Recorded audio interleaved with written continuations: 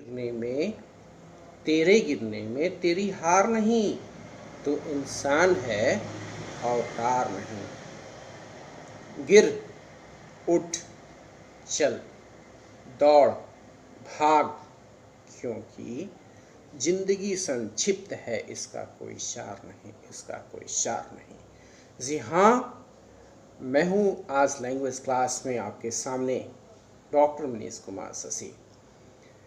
इस क्लास की आज की टॉपिक को स्टार्ट करने से पहले मैं अपने पूज्य पिताजी के दिए गए सबक को आपसे साझा करना चाहूँगा।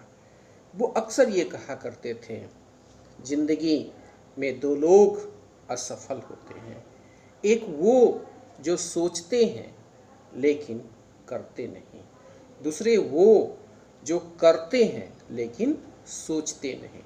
इसलिए करने और सोचने के बीच अपने आप को समायोजित करने का हम लोगों को हमेशा प्रयास करते रहना है।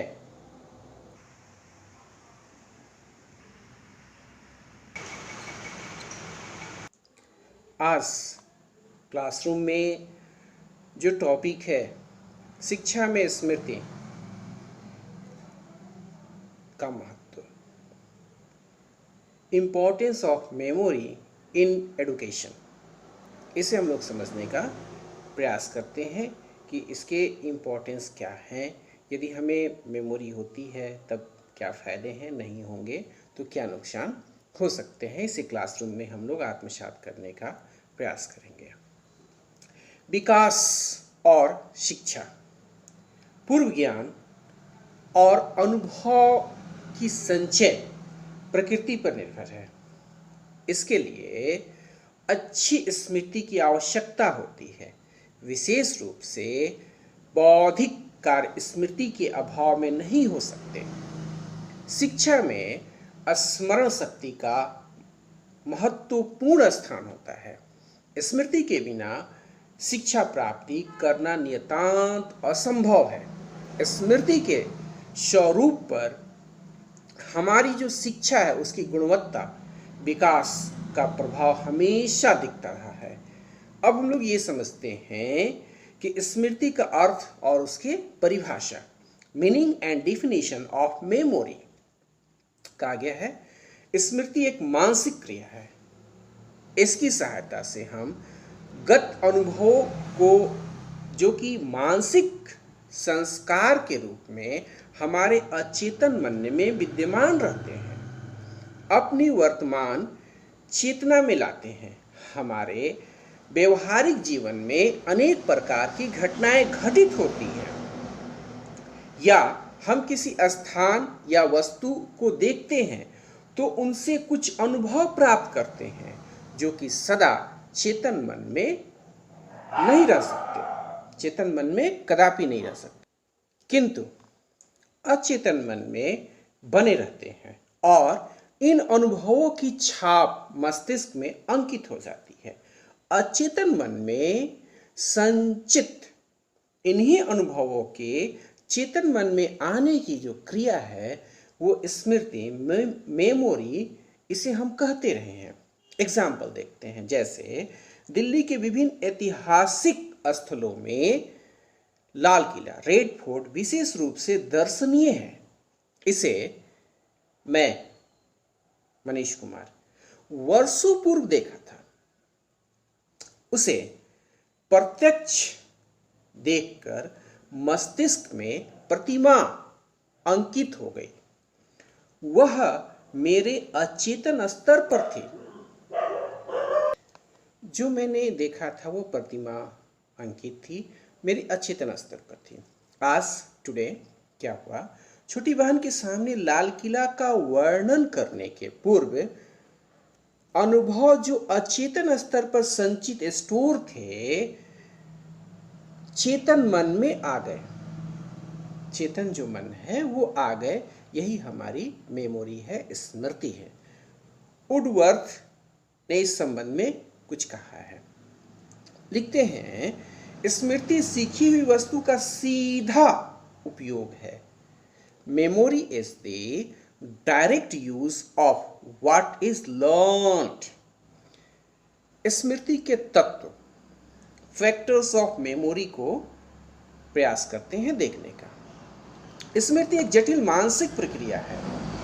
वुडवर्थ के अनुसार स्मृति के अग्र 4 तात्विक जो क्रियाएं हैं उनमें वो समावेश होता है। नंबर 1 अधिगम, लर्निंग। नंबर 2 धारण, रिटेंशन। नंबर 3 प्रत्यावाहन या पुनः स्मरण, जिसे रिकॉल भी हम कहते हैं। Number 4 प्रत्याविज्ञा, recognition. नंबर 1 को हम लोग समझने का प्रयास करते हैं। जो अधिगम, लर्निंग है, वो वास्तव में है क्या? किसी विषय वस्तु को स्मरण करने के लिए सर्वप्रथम उसे सीखना आवश्यक है। सीखने की क्रिया क्या है और किस प्रकार होती है, इस संबंध में सीखने से संबंधित जो अध्याय है वो विवेचन करनी होती है। सीखने और स्मरण करने में घनिष्ठ संबंध हैं। बिना भली भांति सीखे हम किसी वस्तु का स्मरण नहीं कर सकते और बिना स्मरण किए हम कुछ भी नहीं सीख सकते। किसी पाठ को सीखने के लिए बालक उसे बार बार दोहराता है। इसका अर्थ वो समझने का प्रयास करता है, दूसरे पाठों से वो तुलना करता है, उससे रिलेट करता है, संबंधित करते रहता है।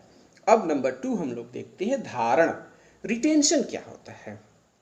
स्मरण रखना केवल सीखी हुई वस्तु को धारण करना है। स्मरण करने की शक्ति बहुत कुछ धारण शक्ति पर निर्भर है।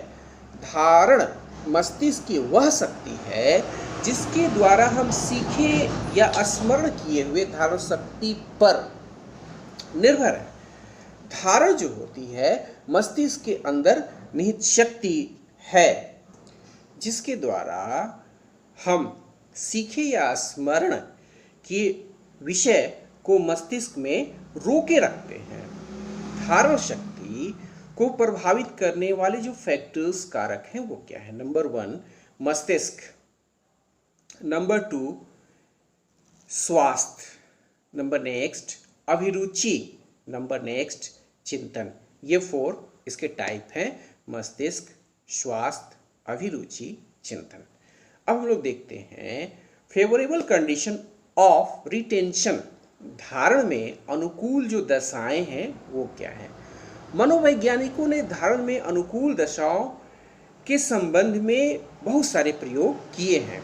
इन प्रयोगों से जो निष्कर्ष है उसे हम लोग 1-1 करके सर्च आउट करते हैं। नंबर ए, उत्तेजना की अवधि का धारण शक्ति से अंतः संबंध रहता है। अधिक देर तक रहने वाली उत्तेजना मस्तिष्क में अधिक अवधि तक धारण की जा सकती है। नंबर बी, अति सूक्ष्म जो शिक्षण है, शिक्षण से धारण पर अनुकूल प्रभाव पड़ता है। किसी निश्चित अवधि में जितनी अधिक मात्रा में कोई वस्तु बालक को सिखाई जाएगी उतनी ही अधिक मात्रा में उसे वो धारण करने की वो शक्ति अधिक होती है। नंबर नेक्स्ट, अधिगम की गति का धारण शक्ति पर अनुकूल जो प्रभाव है वो पड़ता है। किसी विषय को जितनी वो तीव्रता से सीखता है उसी अनुपात रेशियो में वो धारण शक्ति उसकी बढ़ती जाती है। नंबर नेक्स्ट, जो अधिगम सामग्री रुचि एवं ध्यान के साथ सीखी जाती है वह अधिक समय तक धारण में बनी रहती है। मतलब हमें इंटरेस्ट और अटेंशन का केयर रखना है, अर्थात रुचि तथा ध्यान का धारण शक्ति पर अनुकूल जो प्रभाव है वो पड़ता रहता है। नेक्स्ट जो पॉइंट्स है उसे जानने का प्रयास करते हैं। इसमें यह आता है नंबर ई 5 नंबर में कि बालक के स्वास्थ्य पर जो धारण शक्ति है उसका जो प्रभाव है पड़ता है। स्वस्थ बालक सीखी हुई जो मटेरियल्स है वो अधिक समय तक वो धारण में रख सकता है, मेमोरी में रख सकता है। नंबर नेक्स्ट पॉइंट देखते हैं, उत्तेजना में ये विशेषताएं जितनी अधिक होंगे धारण उतनी ही अधिक होगी। ये विशेषताएं धारण की अनुकूलता जो है वो प्रदान करती रहती है। नंबर नेक्स्ट है, उपयुक्त अधिगम विधि धारण को अनुकूल स्थिति प्रदान करती है। जैसे निष्क्रिय विधि की तुलना में सक्रिय विधि से सीखने में धारण उत्तम एवं दीर्घकालिक होती है। ये लॉन्ग टर्म लेकर के आती है। नंबर नेक्स्ट 8 नंबर, सामग्री की मात्रा अधिक होने पर धारण शक्ति पर अनुकूल प्रभाव पड़ता है। नेक्स्ट पॉइंट है, कुछ मनोवैज्ञानिकों का निष्कर्ष है कि स्मरण मेमोरी करने के पश्चात निद्रा धारण के लिए अनुकूल दशा के रूप में सहायक होती है। मतलब सिंपल सा है कि जैसे जवाहरलाल नेहरू कम समय सोते थे, काम में ही व्यस्त रहते थे देश के चाचा नेहरू, तो हमें बहुत कुछ सीखना है, लेकिन ये ध्यान रखना है कि सोने के लिए परफेक्ट समय चाहिए। एक 7 घंटे 8 घंटे बालक को चाहिए मिनिमम। नेक्स्ट पॉइंट देखते हैं, किसी उद्देश्य से सीखा हुआ अनुभव या विषय सामग्री अधिक समय तक वो स्मृति में रहता ही है। मतलब ये 10 जो पॉइंट्स है उसे हम लोगों को आत्मसात करते रहना है। अच्छे सुनना चाहोगे? ठीक है, देखते हैं मोरल स्टडी। अक्सर मैं अपने बचपन में अपने गुरुजी से क्लास में सीखा करता था। वो युक्ति आपसे मैं साझा कर रहा हूँ। वो अक्सर कहा करते थे, जिंदगी एक ऐसी किताब है जिसके हजारों पन्ने अभी तक आपने पढ़े ही नहीं है, अभी तक आपने नहीं पढ़े। इसलिए समुंदर के समान अपना ज्ञान, उसमें एक छोटे से कंकड़ के समान हम लोग हैं। इसलिए हमें हमेशा आगे बढ़ने का प्रयास करना चाहिए। घमंड तो मूर्खों की डिक्शनरी के शब्द होते हैं। हमें हमेशा अपने ज्ञान को बढ़ाना चाहिए। एक युक्ति मेरी माताजी हमेशा सबक में दिया करती है। वो कहती हैं, अकेले रहना अच्छा है बजाय उनके साथ रहने के जिन्हें तुम्हारी कद्र ही नहीं है, जिन्हें तुम्हारी कद्र ही नहीं है। इसलिए माताजी की इस बात को गुरुजी और जो भी सबक हैं, इन सब सबक से हमें सीखते रहना है। ठीक है, अब हम लोग आगे बढ़ सकते हैं। अब हम लोग देखते हैं नंबर 3 पॉइंट, पुनः स्मरण, जिसे प्रत्यावाहन या रिकॉल नाम से भी हम लोग जानते रहे हैं। 3 रिकॉल, इसके अंतर्गत पूर्व अनुभवों को चेतना में लाना ही पुनः स्मरण है। गत अनुभवों से मन पर जो संस्कार अंकित हो जाते हैं, पुनः स्मरण के द्वारा वे चेतन स्तर पर आ जाते हैं। पुनः स्मरण धारण शक्ति पर डिपेंड है, निर्भर है। पुनः स्मरण वह मानसिक क्रिया है जिससे हम पूर्वानुभूतियों को बिना मौलिक उद्दीपक के उपस्थित हुए चेतना में लाते रहते हैं। ये 2 टाइप्स होते हैं। पहला स्वभावतोपन्न पुनः स्मरण में आते हैं, स्पॉन्टेनियस ये होते हैं। नंबर नेक्स्ट होते हैं सप्रयास पुनः स्मरण, इसमें डेलिब्रेट करना होता है। इन दोनों को देखते हैं, स्पॉन्टेनियस और डेलिब्रेट क्या है। प्रथम प्रकार में किसी भी प्रकार का प्रयास नहीं करना होता है, वे स्वतः आवश्यकता अनुसार चेतन स्तर पर आ जाते हैं। दूसरे प्रकार के पुनः स्मरण में प्रयास करना पड़ता है। जैसे एग्जामिनेशन हॉल, परीक्षा जब भवन में हम लोग लिखते समय प्रश्नों के उत्तर स्मरण करने के प्रयास करने पड़ते हैं। धारण शक्ति को प्रभावित करने वाले कारकों के अतिरिक्त इसको हमें स्मरण करना होता है। कुछ अन्य बातें भी इसको प्रभावित करती रहती है, इसे भी हम लोगों को ध्यान देना होगा। जो ए संवेगात्मक अवस्था, बी मानसिक तत्परता या विन्यास, जो मेंटल सेट है उसकी अवस्था होती है। हम लोग अब नंबर नेक्स्ट पॉइंट जो 4th नंबर है, पहचान या प्रत्याभिज्ञा, जो रिकॉग्नाइजेशंस हैं उसे समझने का प्रयास करते हैं। पहचान या प्रत्याभिज्ञा स्मृति का एक अत्यंत महत्वपूर्ण तत्व है। वुडवर्थ के अनुसार पूर्व अनुभवों को जानना ही पहचान है, या वर्तमान काल में उस वस्तु से परिचित होना जिससे कि अतीत काल में परिचित हो चुके हैं। जैसे महामारी लेते हैं, एक एग्जाम्पल और देखते हैं। जैसे एक वयस्क व्यक्ति जब अपने किसी अध्यापक को वर्षों बाद देखता है जिन्होंने उसे बाल्यकाल में स्टैंडर्ड 4th या 5th में पढ़ाया था,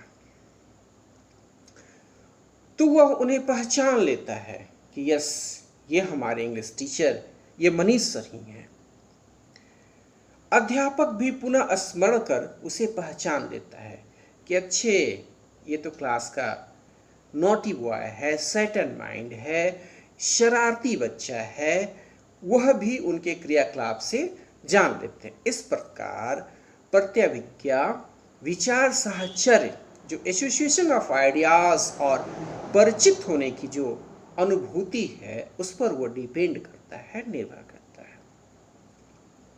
हम लोग देखते हैं अच्छी स्मृति की जो विशेषताएं हैं वो क्या क्या होती हैं। नंबर ए, शीघ्र याद होना या अधिगम, क्विक लर्निंग होता है। नंबर बी, उत्तम धारण शक्ति, जिसमें है कहते हैं ना कि गुड रिटेंशंस आते हैं। नंबर सी, शीघ्र पुनः स्मरण, क्विक रिकॉल हो जाते हैं। नंबर डी, शीघ्र एवं स्पष्ट पहचानना, क्विक एंड क्यूरेट ऑफ रिकॉग्नाइजेशंस के अंतर्गत ये होते हैं। नंबर नेक्स्ट, अनावश्यक बातों को भूलना, फॉरगेटिंग ऑफ मीनिंगलेस थिंग्स।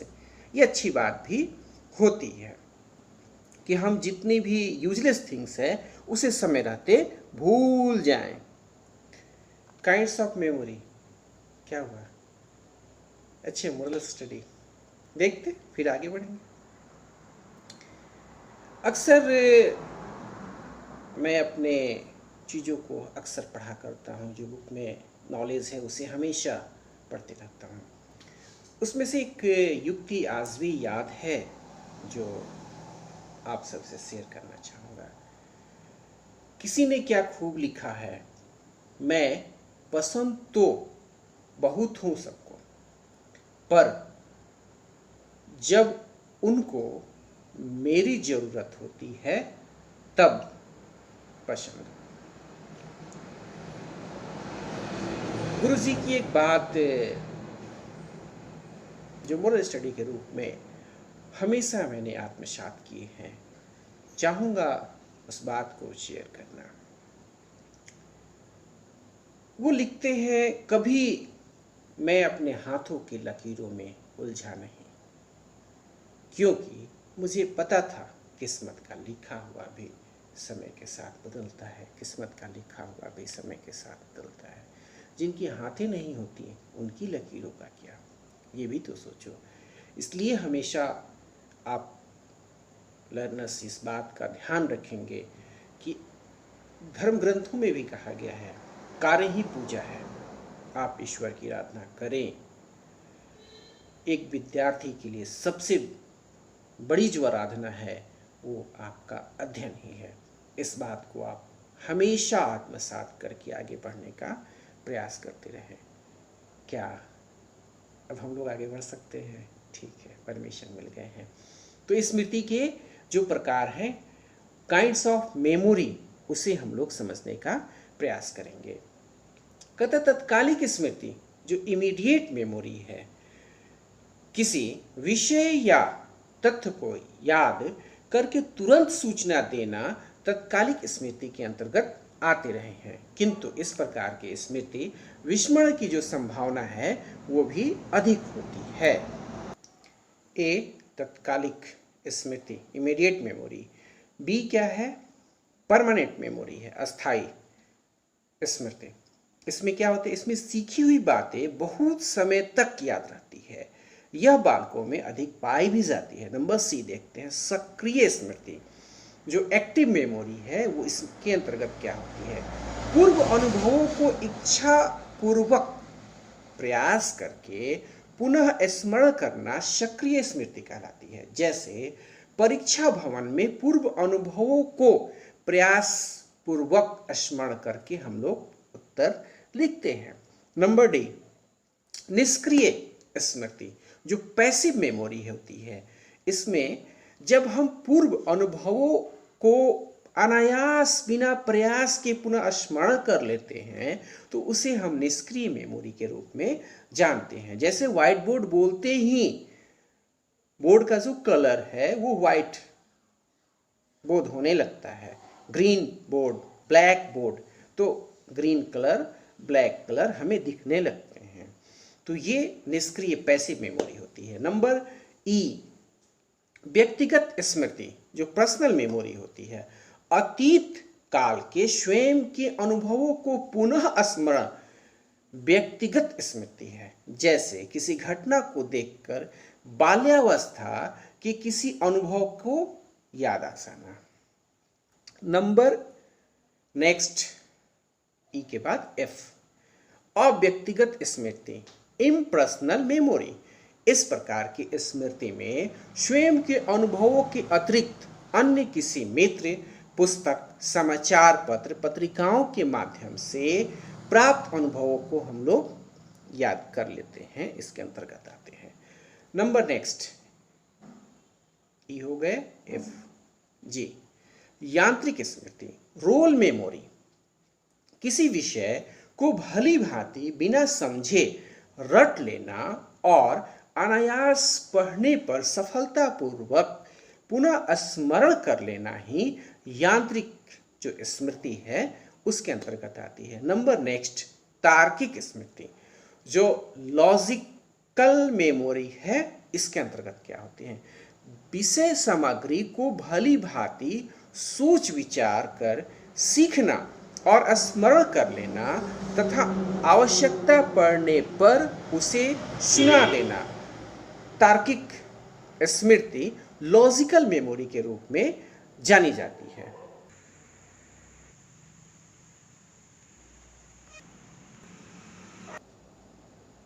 फिर से मोरल स्टडी देखते हैं आपकी डिमांड पर। कहा गया है ना, दूसरों का दोष नहीं, दूसरों का दोष आप न देखिए, उसके मेरिट को देखें। मैं मनीष कुमार शशि बचपन से कुछ चीज़ें सीखा हूँ जो मेरे पूज्य पिताजी ने सिखलाया है। वो अक्सर मेरे माइंड में भर दिए हूँ उस चीज़ को। सेवा सबकी करो पर आशा किसी से मत करो, क्योंकि आशा से ही दुख का सृजन होता है। इसलिए आप लर्नर्स इस चीज़ को हमेशा ध्यान रखना। कोई भी आपके पास आए, आप तन मन धन से उसकी सेवा करो, लेकिन बदले में उससे कभी कुछ मत चाहो और ना अपने माइंड में रखो। सेवा करो और भूल जाओ।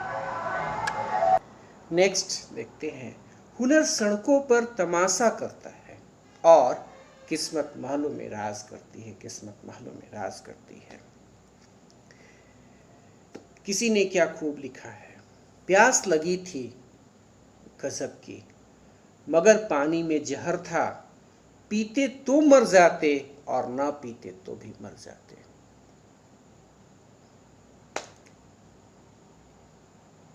मेरी पूज्य माता जी सबक के रूप में सिखाई है। वक्त ने कहा काश थोड़ा और सब्र होता, और सब्र ने कहा काश थोड़ा और वक्त होता। अब हम लोग इस चीज़ को समझते रहेंगे, हमेशा समझेंगे। इस मोरल स्टडी के बाद अब हम लोग अपने टॉपिक को कंबाइन करने के पहले जो लास्ट पॉइंट है उसे देख लेते हैं। नंबर 9 नंबर में देखते हैं, आदत जन स्मृति, हैबिट मेमोरी। इसके अंतर्गत क्या होते हैं? जब व्यक्ति किसी बात को बार बार दोहराता है या याद करता है तो यह उसकी आदत में परिणत हो जाती है। जैसे आप लोग क्लास में रेगुलर आते हो तो कुछ चीज़ें सीखते हो तो वो आपकी हैबिट में दिखने लगती है। नंबर नेक्स्ट जे 10 नंबर में देखते हैं वास्तविक स्मृति, जो ट्रू मेमोरी है वो क्या होती है। शिक्षाविदों ने इस स्मृति को सबसे श्रेष्ठ कहा है। इस प्रकार की स्मृति में विषय वस्तु को क्रमबद्ध रूप से याद किया जाता है। शिक्षा में इस प्रकार की स्मृति का महत्वपूर्ण स्थान होता है। मेमोरी के जो इम्पोर्टेंस थे ये क्लियर हो गए। अब हम लोग आज के जो क्लास हैं उसे बाइंड अप करते हैं। जय हिंद।